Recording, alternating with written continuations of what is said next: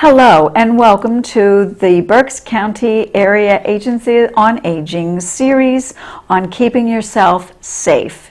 My name is Barlet and I'm the Public Advocacy and Outreach Manager for the agency. Our series will be all about keeping you safe. We've divided that into several segments. One will be on crime safety for seniors. One will be on driving safety. The third will be on financial safety, and today's program is on home safety. My guest today is Martha Sitler, and she is the Vice President of Education for Berks Encore. So thank you, Martha, for sharing your information and advice for us and for seniors on how to be safe in our home. One of the things that I'll mention briefly is Martha and I are co-instructors in a program through the state called Healthy Steps for Older Adults, which is a falls prevention class, and it's an evidence-based program through the University of California in Berkeley. And one of the things that we know, which is why we really want to talk about home safety, is that accidents, there's hazards in our homes, and accidents occur in the majority of the time in our own home. And I don't know if we just get clumsier as we get older or exactly what happens, but we know that statistics tell us that if we do fall in our homes, we potentially have some serious injuries and hospitalizations and recuperating periods of time, and we want to avoid all of that and prevent that by looking at our home and helping to make our homes a little bit more safe. So anything to add to that, Martha, before we get started on it? You've covered the main topics, and when seniors fall, they're more likely to be hurt. Either broken bones, or maybe if they're on a blood thinner, then some blood clots and some issues that make falls even more serious. So we need to look at some of the risk factors that make us more prone to fall as we get older, and why more falls happen in our own homes. So if we're okay, we're going to start with... Well, I think we have a couple of combinations of things. There are things that we may do accidentally and inadvertently that we don't even realize we're doing because it's a habit that's causing us a potential hazard that we may fall. Or on the flip side, we're going to look at ways to put things in or aid us in our home to make it safer. Right. So yeah, let's start in. I guess we'll start with a basic living room area. We do. We have a slide that we're going to show you on the screen there. And this is a living room, and it says, what trip and fall hazards do you see? Well, first of all... And really, Martha, this looks like a basic, normal living room to me, right? It does. And that's the whole point, that sometimes it's just how we have our home. But there can be things that we get used to and take for granted, and they can be fall hazards. So first of all, we have newspapers on the floor there in the lower left. We have a pair of shoes that somebody kicked off. Over on the lower right, we have a cane that obviously someone's walking without. Which is, of course, not good and a hazard in itself. We have a stack of maybe magazines over there. So there's just a lot of stuff sitting around on the floor. And anytime that we have things sitting on the floor, they can become trip hazards. They can be something that we can catch our foot, catch our cane on, and trip on. Right up front, you'll see that rug. And one of the things we're going to talk about later is that area rugs, unless they are fastened down with some kind of tape, they can be trip hazards as well, just because you can catch your heel on it, your toe. If you do use an assistive device, your cane or your walker, it can easily turn up a corner, and then your next step is not going to be high enough. That coffee table there in the middle, if you look at the feet on that, it has some things that look like they're ready to reach out and grab somebody's foot and send them for a ride, a fall. And just lots of stuff sitting around that just makes it hard for a person to get around easily, to get up from that sofa and to maybe answer a phone or to get to the door without encountering a lot of hazards. So we encourage people to take a look at your own home, your own living spaces, and see how this could be made a little bit more safe for you. We know that we all like our stuff, our things, but if there are safer places to put them. Well, and I think part of it is that we have to recognize that some of those things probably became our habit. We put the stack of whatever that is next to us on the chair if we were looking at something and reading, and so that's kind of where we've placed it, and we've forgotten to get rid of them, place them back. Maybe they're trash, throw it away, place it back on a bookshelf. But there was one other thing on that photo that you didn't mention, and I see looking at the photo is the cords, I guess, actually running in front of that chair as we were talking about that stack, and that doesn't look right to me either, Martha. Right. You are absolutely right, and we will talk a little bit more on our next slide, if we could go to the next slide, about cords, and that's something that, let me advance the slide. I see, yes. There we go. Okay. This is certainly a terrible example of lots of cords just waiting to trip somebody. And again, it looks like somebody's grabber there in the front, so obviously they do need some assistive devices. But easily, and it looks like a doorway to another room, so it's certainly someplace that people walk and could easily catch their toe, their heel, their walker on that multitude of cords and wires there. We're going to talk later in the program about fire safety, and that could also be a fire hazard as well. So we know that. We don't want any cords, wires, anywhere where someone would be walking and would be able to trip over them.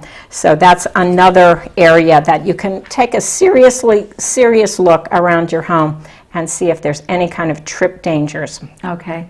And then, as you say, we'll talk about the cords and wires if we talk a little bit later about the fire piece of home safety. That's correct. Thank you. And our next? The next one is one of our favorites, throw rugs, any kind of rugs. We mentioned in the first slide with the living room that rug could be a trip hazard, but rugs especially, it looks like this one is a small rug placed on a hardwood floor, can be very slippery on the back. So unless it has some good adhesive or something on the back, throw rugs can throw you. How about that? And we see that. And again, I see in this picture too that I assume it's a man, but the person doesn't have shoes on.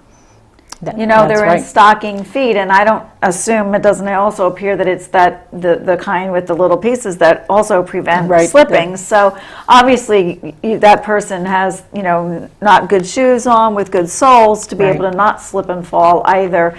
And I know so quickly we can trip over things just like that. And even, again, I go to habits, and a lot of it is habit. This might be decorative, that we want to have a pretty carpet, but I'm thinking also in the winter, one of the things that we used to do was put that plastic down, like on top of the rug at an entryway, because we didn't want to mess up the rug as we came in with wet feet, whether from the snow or whatever. But that I noticed moves too. Sure. So we got to be careful. Sure. And the other thing about rugs, any place that you have any kind of rugs, whether they be throw rugs, area rugs, or even carpeted room, you want to make sure that those are not frayed or have strings on them that somebody's going to catch their foot on. Okay. Very much related to the flooring issues is elevation changes. And we know these quite well outdoors where the sidewalk is rough and uneven, but they can happen indoors as well. In this photo, it looks like the closer part might be a hardwood floor, and then there's a little step up, maybe only an inch or so, into a tiled area. But if you're not aware of that, or you forget about it, or you're carrying something, you might miss that little step, either going up or down. So even if it's only a small change, like from a tile floor to a carpeted floor, sometimes that can throw people as well. And what I think of too with this is those that may have some sort of patio door. They tend to be just up for some reason. Yep. It's, a tad. And that too, you're trying to open the door, you might be holding something going Right. out to a deck or, outside area and forgetting that that's also that Yep. slight tip up. So yes, you've got those. As So- well as the bigger steps that I'm sure we'll talk about later. But, Yes. I think elevation changes, again, you think, I should know this. This is in my home. I walk this every day. Right. But we also trip over steps that we have forgotten. And like Ann was saying before, it's just being aware of things so that you know the danger, and also in case you would have visitors in your home, you don't want them to be unaware of those dangers. Thank you. The next one, of course, we know that we need lighting, good lighting, and many of us have to get up at night and make a trip to the bathroom, and we need to make sure that we turn on some lights, because just the time that you don't is when somebody left their shoes in your path, or Your slippers. Yes. I won't mention who might have done that. or the cat decides to be sleeping there, or something that's going to cause you to trip and fall. And that's really one of the major places that we Okay. see people falling, is getting up at night, maybe being a little disoriented, maybe a little lightheaded, and heading for the bathroom without adequate lighting. This particular light is one that comes on automatically. When the lights in the home go down, this comes on. You can also have ones that are motion sensitive. As you walk past, the light will come on. And you can also have some that you actually have to turn on. But even having a small flashlight near your bed, on your nightstand or something, is a good idea. So you don't have to even take 1 or 2 steps without some You don't kind have of to put of full light. lighting on. Right, you don't have the to overhead turn on kind the of. overhead, but have some kind of light. And there's little flashlights now, the LED ones are really quite bright, so they're pretty safe. Good. And you can get this type of lighting.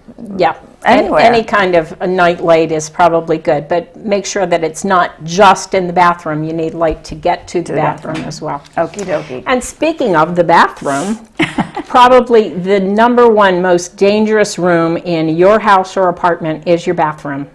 And the main place, of course, is the tub, if you use a tub or shower. So if you're in the tub, it can be slippery on the bottom. Soaps and things like that can make it even more so. And like this one in the photo, there's an edge to it that you have to step over. Some showers are just level with the floor, but if you do have to lift your foot and get over the edge of the tub or the shower, you need to have something to hold on to. So we certainly encourage people to look at grab bars, and they should be professionally installed, not just stuck up by somebody who doesn't know what they're doing, because they need to be into the studs in the wall so that they're sturdy and they're not going to come down when you need them most. And I see on this particular picture, you've mentioned a couple of things that we could talk about. I see like 3 different types or locations, I guess I should say, of the grab bars. So it appears that you've got the one on the left, the long one on the left, so I can grab that to kind of hold on to if I'm getting up and to over help into get the right. tub. If I'm seated on a chair, which might be another safety Right. feature, we could talk about some of those issues. But if I'm agile enough to get into the tub bath and take a bath, then I can use that grab bar to hold on to get up. I've Right. got the one in front of me, the one next to me. So really think about several, as opposed to just one small one somewhere. Yes. Certainly make it. And a professional can actually tell you where they will be most helpful.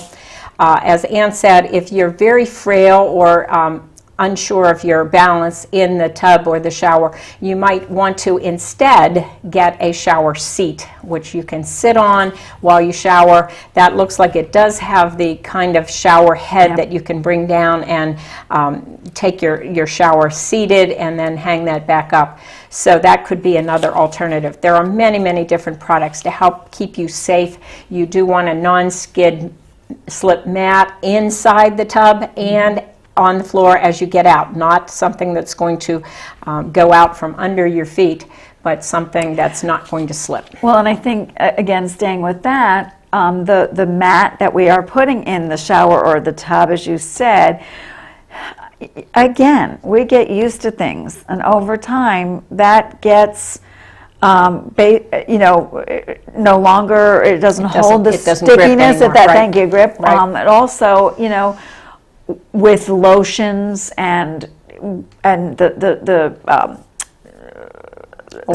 bath oils and anything things like that we're yeah. using to clean ourselves is getting underneath that, and we have to remember that it's slippery if we're not cleaning that off, if we're not turning it over, taking care of that mat, so it does remain being able to grip in the grips. And if not, we've got to replace it.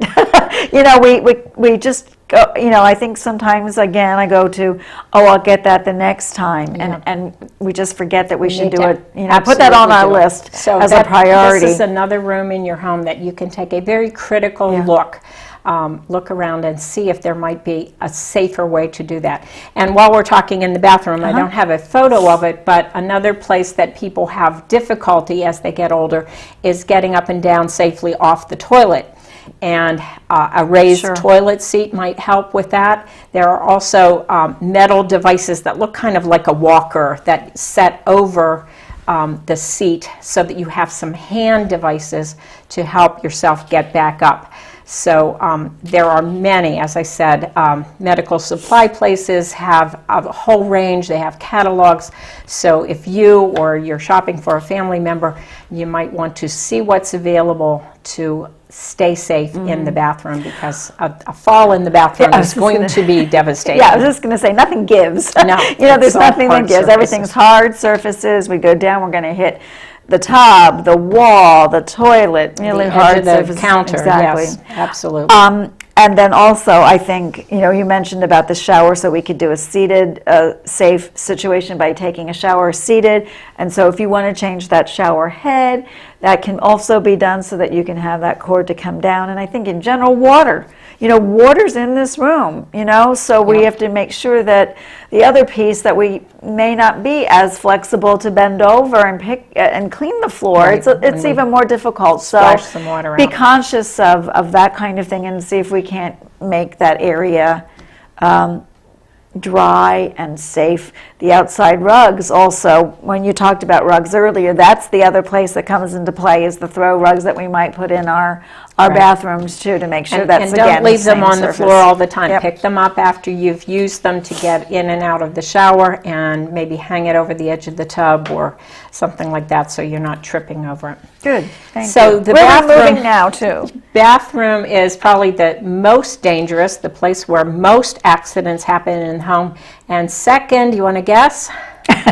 Is the kitchen. Okay. One of the same reasons, because we can spill things, water, soap, grease, food, things like that, spilling onto the floor. So we want to be careful. And the other reason is because we tend to have things up in our top shelf that we can't quite reach. Yep.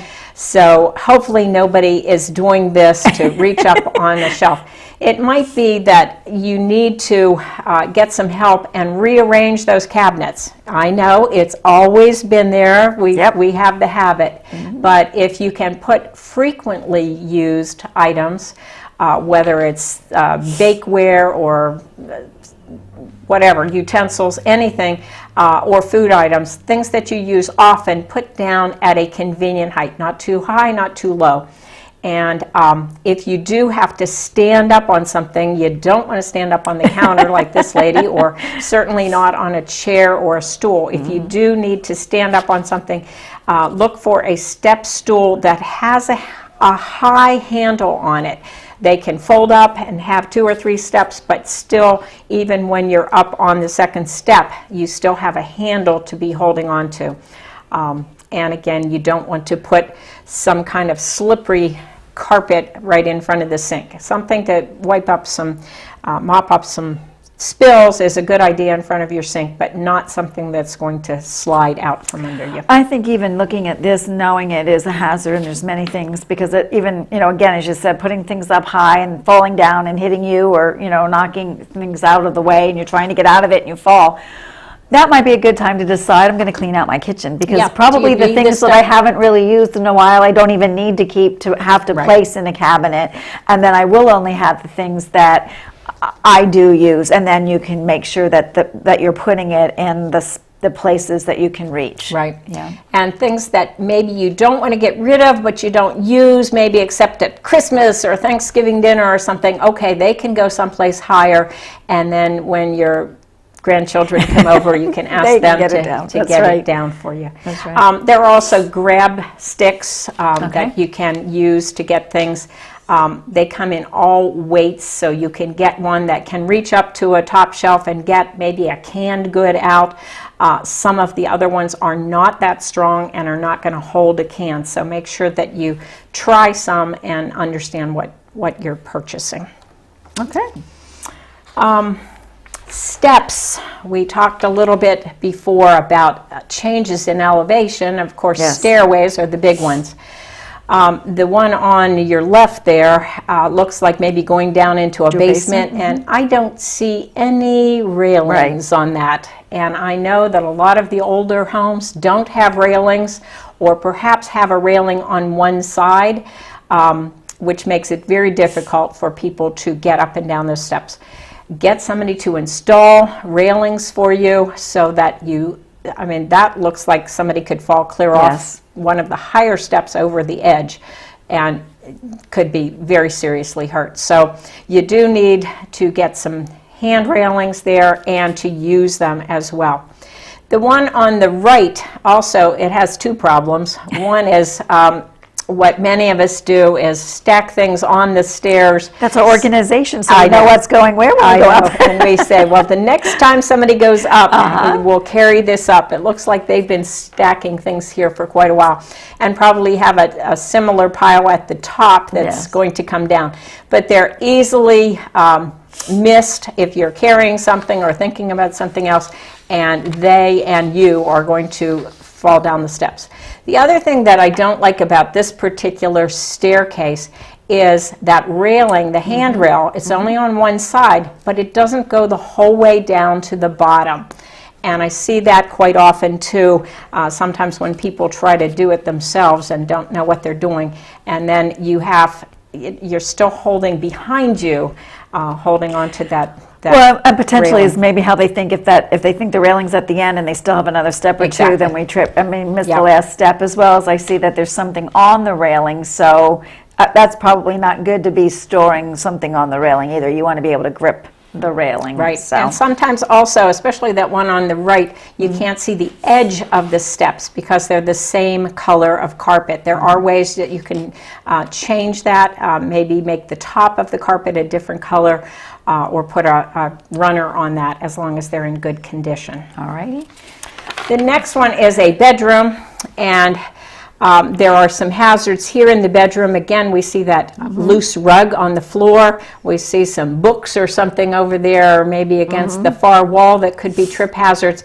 But one of the things we don't think of, because it's soft and we don't think of it, is the bedding can get down on the floor and be a trip hazard as well. So it looks maybe like that dust ruffle or the sheet or bedspread is not down tucked as well. in or too long. Okay. Yep. So those are things that we encourage you to take a walk around your own home and see if there are things like these or other things that you can do to minimize some of the risk factors for falling. Shall we go on to fire safety? Yes, or if you just want to answer one other real quick thing while you said about other risk factors, just mention, just briefly if you will, we talked a lot about it, but a couple of other things that come into play that we need to just keep in mind in terms of risk factors and safety for our home.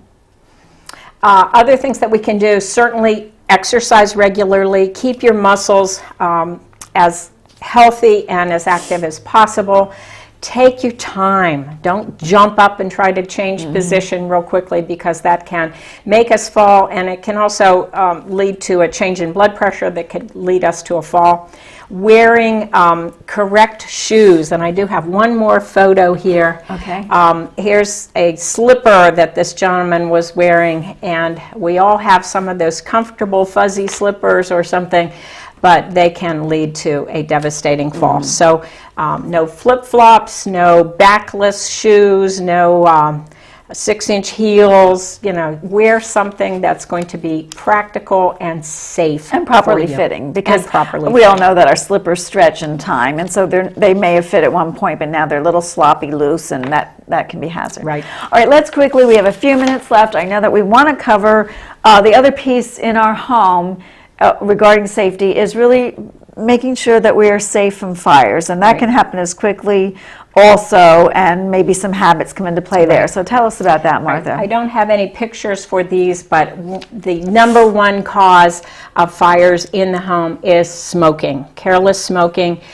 People, especially who smoke when they're tired, sleepy, and they fall asleep and the cigarette catches the bedding or the sofa on fire. So put out your cigarettes thoroughly using water, and don't smoke if you're sleepy. Number 2 reason is unattended cooking. If you put something on the stove, stay with it. In the course that I took on fire safety, they quoted the old song about stand by your man. This is stand by your pan.